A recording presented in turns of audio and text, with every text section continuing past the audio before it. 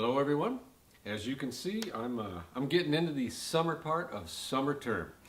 And it's warm out, the mosquitoes are back, and I'm going to enjoy it.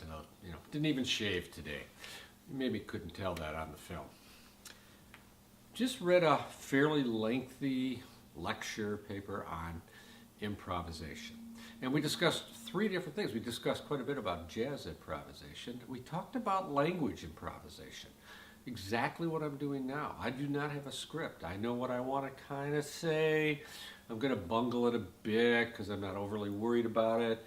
But, we're improvising language in your discussions.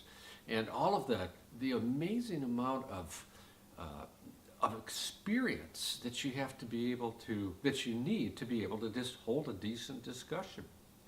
And then we had these videos, these great videos of Whose Line Is It Anyway? One of the classic TV shows, which every now and then is amazingly funny. And I have to say, for something so hard to do as humor and improvisation, the way they do it, that lightning quick type of thing that they can pull off, if I go through a half-hour show and I really laugh 3 or 4 times, I think that's a great show. It's very hard to do. I want to talk about your life and improvisation. Because improvisation plays a big part in all of our lives, and more so than we think. Let's start with this. Think about an occupation that we don't want people improvising with. We want them to just do what they're told. There's not too many of them. I mean, if you're a line worker on an assembly line, I don't want you messing with that. But if you think about this, and I do want you to think about this, you may want to think about this carefully. And by the way, that's the catchword for you may want to think about this carefully because it may be on the test. You may want to think about what is something that's out there that we really don't want people improvising. Now, you've got to think carefully on this.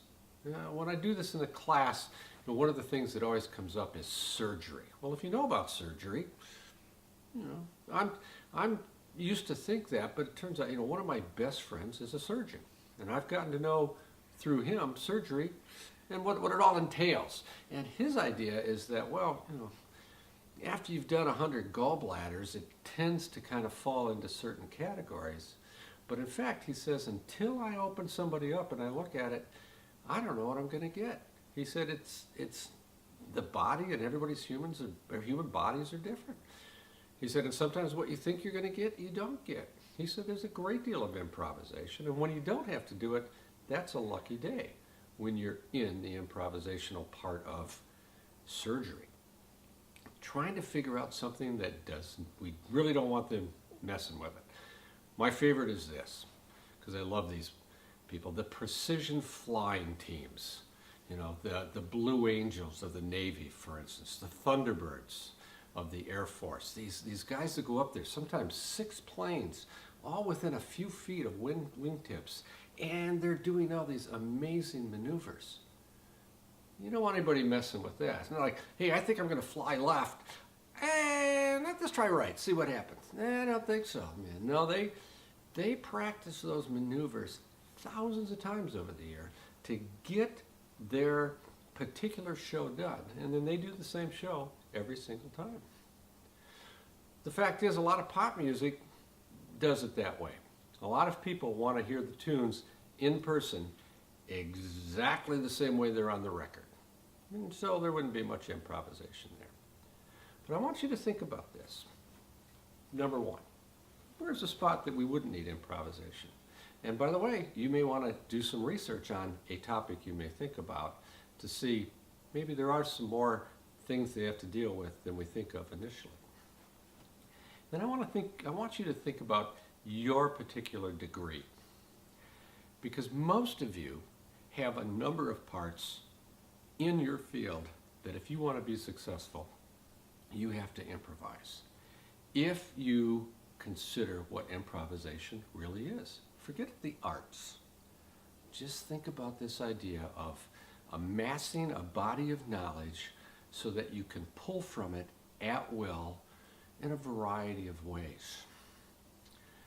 There are a lot of really obvious ones. Probably the one that I think, and I'm going to only mention a couple because I don't want to step on anybody's toes, but if you're going to be a salesperson, a successful salesperson, your improvisational skills have to be huge.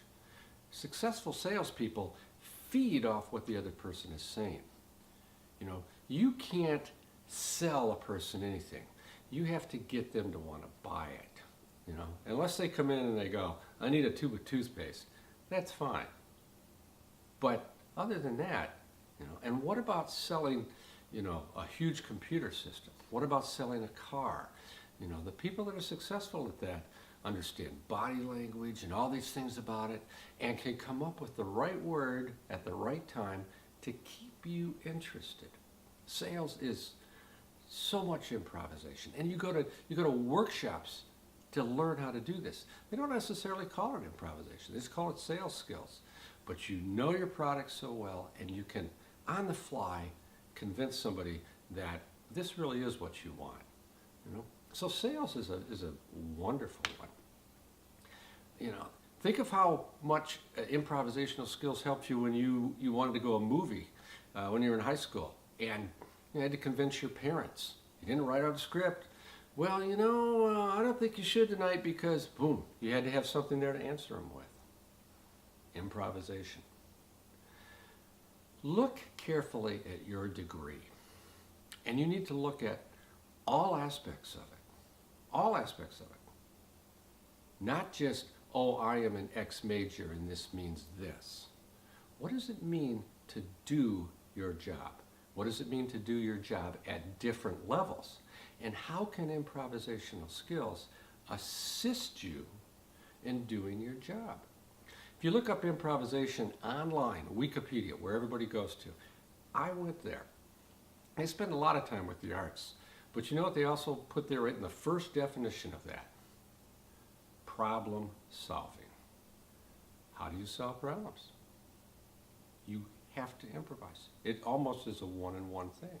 So one way you may want to start with your particular area of expertise is, what kind of problems do I have to solve? And what do I have to do? What type of manipulations?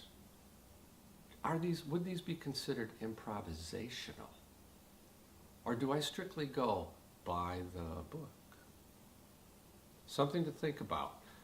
Oh, there's that clue again. All right? Put improvisation into your daily life right now and see, you'll probably find that you're much more adept at this than you know.